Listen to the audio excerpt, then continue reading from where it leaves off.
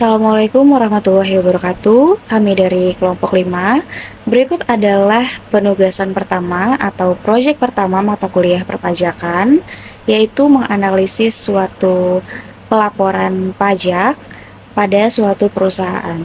Kelompok kami mengambil perusahaan Graha Duta Putrajaya yang memfokuskan pada pelaporan pajak penghasilan 23 dan pajak pertambahan nilai. Berikut adalah anggota kelompok kami yang berisikan 4 orang, di mana saya sendiri, Suci Zaharani dengan NIM 63241163, dan 3 rekan saya, Putri Maharani Kusumawati dengan NIM 63240519, Siti Zulhizah dengan NIM 63240342, dan Intan Fakriyah Kamila dengan NIM 63241178. Sebelum membahas lebih lanjut, mari kita mengenal dulu apa itu pajak. Pajak merupakan salah satu sumber utama penerimaan negara yang digunakan untuk membiayai pembangunan nasional dan kesejahteraan masyarakat. Pelaporan pajak merupakan salah satu kewajiban penting yang harus dipenuhi oleh setiap wajib pajak, baik orang pribadi maupun badan, untuk secara berkala menyampaikan laporan atas seluruh aktivitas keuangannya yang memiliki konsekuensi perpajakan. Di sini saya akan memberikan informasi mengenai perusahaan yang kami tuju, yaitu PT Graha Duta Putrajaya. PT Graha Duta Putrajaya merupakan perusahaan yang bergerak di bidang pengembang properti. PT Graha Duta Putrajaya tidak hanya memasarkan rumah tapak, tapi juga memasarkan rumah susun. Dalam menjalankan bisnisnya, PT Graha Duta Putrajaya melibatkan pihak ketiga. Pihak ketiga di sini yang dimaksud adalah agen properti. Agen properti membantu PT Graha Duta Putrajaya dalam memasarkan hunian mereka. Dengan adanya kegiatan untuk menjalankan perusahaan tersebut, maka erat kaitannya dengan pelaporan pajak. Pada kesempatan kali ini, kelompok kami akan memberikan informasi mengenai pelaporan pajak PT Graha Duta Putrajaya, khususnya pada implementasi PPh 23 dan juga PPN. Di sini saya akan memaparkan tujuan dan manfaat dari makalah yang kami buat. Tujuannya untuk memastikan pelaporan pajak perusahaan mencerminkan kondisi bisnis yang sebenar-benarnya, menganalisis kepatuhan ketentuan perpajakan yang berlaku, dan menganalisis contoh kasus yang relevan serta pembahasannya.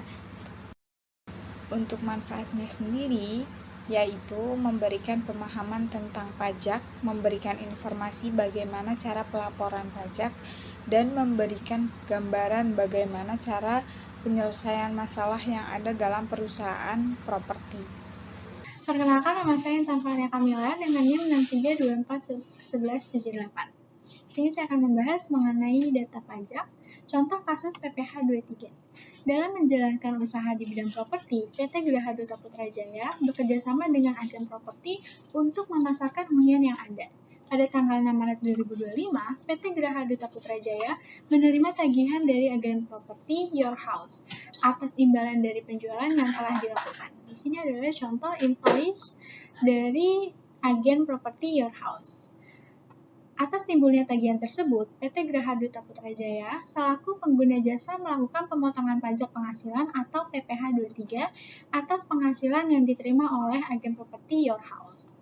Perhitungan PPh 23-nya yaitu nilai tagihan sebesar Rp25.510.204, tarif PPh 23-nya yaitu 2%, lalu pajak penghasilannya nilai tagih dikali dengan tarif, atau Rp25.510.204 dikali dengan 2% mendapatkan hasil Rp510.204.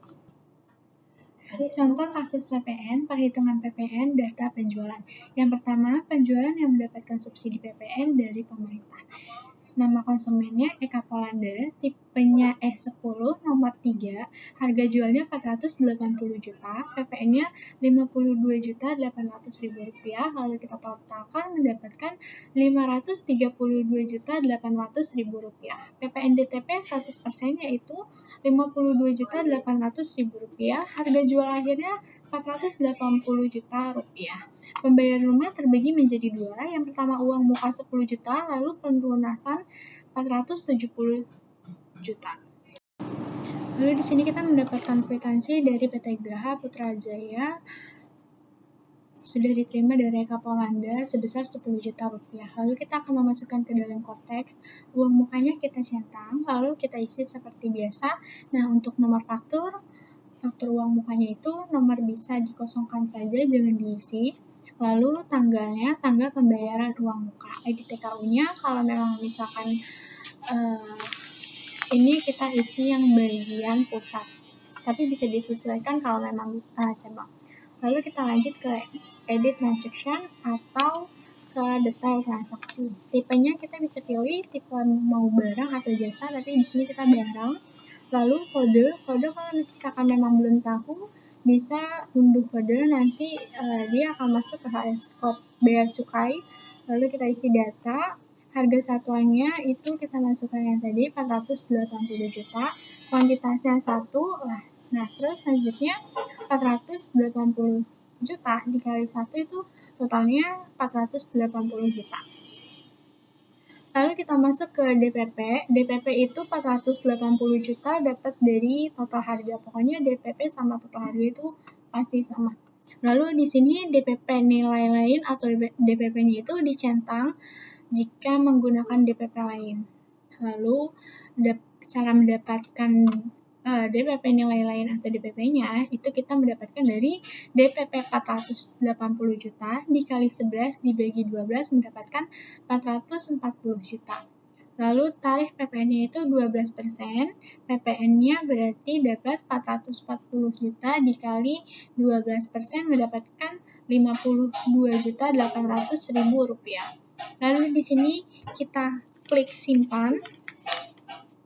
Setelah disimpan, di detail transaksi tadi ada tambahan akan muncul karena kita centang uang muka. Pajaknya itu kita membayar 1.100.000 rupiah. Lalu yang dibayarkan tetap yang di uang muka ditambah PPN sebesar yang ada di sini, berarti uang mukanya itu 10 juta. Lalu ditambah 1.100.000 jadi totalnya 11.100.000. Seperti yang kita lihat, di sini ada kwitansi pelunasan, di mana uang muka yang kita terima pada 12 Maret 2025 kemarin, kini pada tanggal 15 Maret 2025, kita telah menerima sejumlah pelunasan dari Eka Polanda sebesar 470 juta rupiah. Berikut adalah langkah-langkah untuk pelaporan pelunasannya. Sebenarnya untuk pelaporan sama saja seperti kita melaporkan di saat kita menerima uang muka. Di sini hanya berbeda tanggal dan nanti jumlahnya saja yang berbeda. Untuk langkah yang pertama, di saat kita menerima uang muka, pada bagian uang muka itu di checklist, tetapi di saat kita menerima pelunasan, kita menceklis di centang pelunasannya. Dan untuk masa pajak dan tanggal faktur disesuaikan dengan kwitansi yang ada, yaitu masa pajaknya di bulan Maret dan tanggal fakturnya di tanggal 15 Maret 2025. Untuk langkah yang kedua tidak jauh berbeda dengan di saat kita melakukan pelaporan uang muka, yaitu dengan harga satuan 480 juta rupiah, kuantitasnya 1, 480 juta rupiah dikali 1 di 480 juta di total harga, kemudian DPP-nya 480 juta. 480 juta ini kita kali dengan 11/12 agar diperoleh di 440 juta. Kemudian hasil perolehannya dikali dengan 12% sehingga mendapatkan PPN 52.800.000. Jika kita lihat Atau jika kita hitung kembali, 480 juta dikali 11% hasilnya sama dengan DPP dikali 12%, yaitu sama-sama 52.800.000. Sehingga jika sudah mengisi atau menginput semua, diklik simpan, dan muncul di langkah ketiga, yaitu detail transaksinya. Detail transaksi sudah terinput secara otomatis di aplikasi yang bisa kita lihat sekarang. Untuk transaksinya ada perbedaan seperti uang muka. Pada saat uang muka itu tidak ada keterangan down payment. Tetapi di saat kita menerima pelunasan, down payment akan terisi otomatis yaitu di 10 juta dan pelunasannya di 470 juta rupiah. Sehingga PPN-nya dikali saja 470 dikali 11% yaitu 51.700.000 dan down payment-nya 10 juta dikali 11% 1.100.000. Begitu juga dengan seterusnya. Di sini ada 2 buah kwitansi untuk uang muka, nomor kwitansi 2 dan nomor kwitansi 3 yang sudah diterima dari Bapak Brian Harrison dengan banyak uang 9.009.009 rupiah dan 991 rupiah untuk uang muka rumah. Nah, di situ total yaitu 10 juta dan kita catat untuk langkah-langkah pencatatannya adalah di sini sudah ada kolom dan ada centang, dan kita centang untuk uang mukanya. Terus kita catat tanggal transaksinya yaitu pada tanggal 15 Maret 2025 dengan kode transaksi 07 dan masa pajak pada bulan Maret. Nah, untuk selanjutnya kita pencatatan lagi dengan harga satuannya adalah 480 juta, unitnya ada 1, kuantitasnya ada 1, dan total harganya adalah 480 juta. Nah, untuk DPP-nya 880 juta dan untuk DPP lainnya yaitu 480 juta dikali 11% dibagi 12. Nah, untuk PPN-nya sebesar 52.800.000. Nah, untuk selanjutnya kita lanjut ke langkah yang ketiga yaitu dengan mengisi kolom-kolom seperti tarif PPN, DPP, dan PPN. Nah, untuk tarif PPN-nya yaitu 11%, uang mukanya dicatat 10 juta, DPP-nya juga 10 juta, dan untuk saldo uang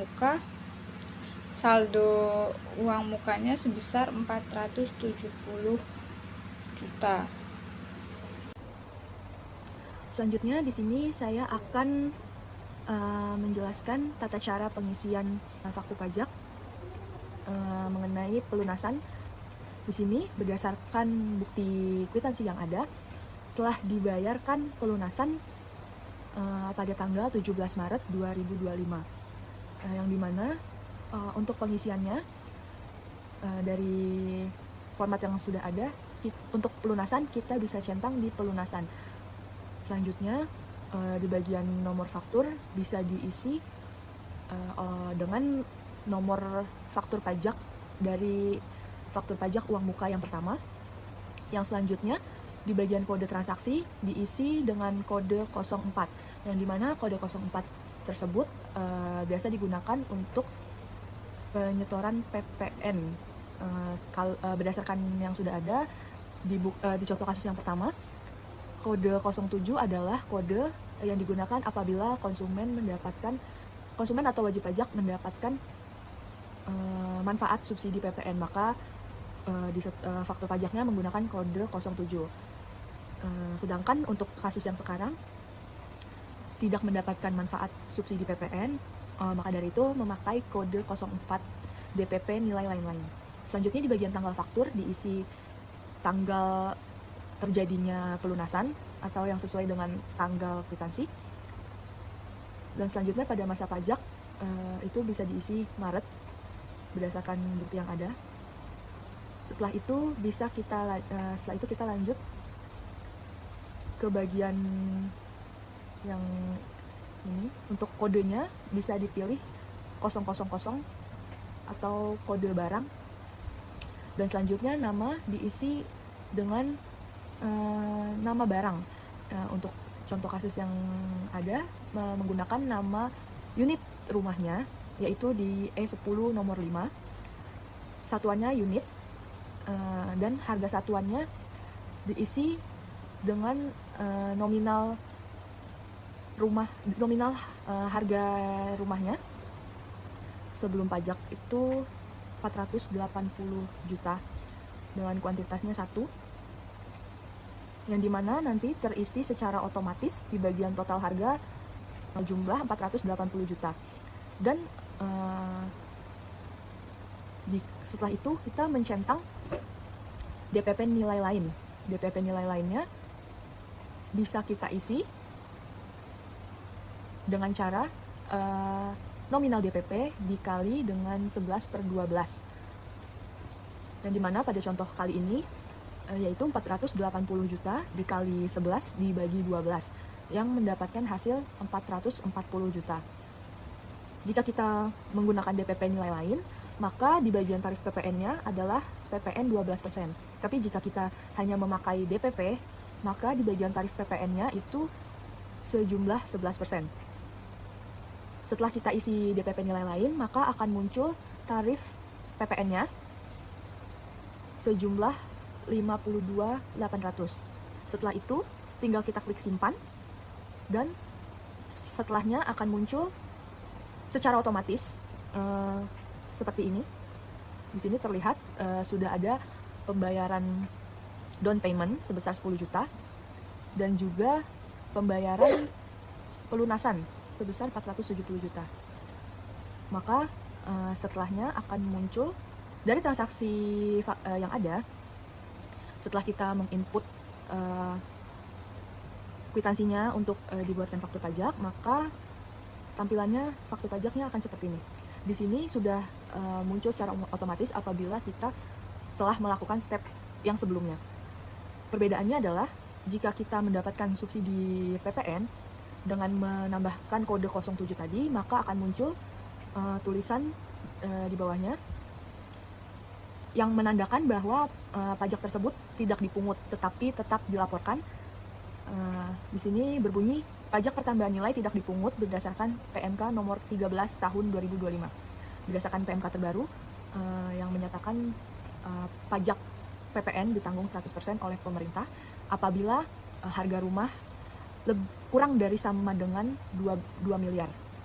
Selanjutnya, apabila kita sudah mengisi transaksi yang ada dan sudah membuat faktur pajaknya, maka dalam pelaporan SPT masanya itu sudah muncul secara otomatis dari transaksi-transaksi yang sudah kita input sebelumnya.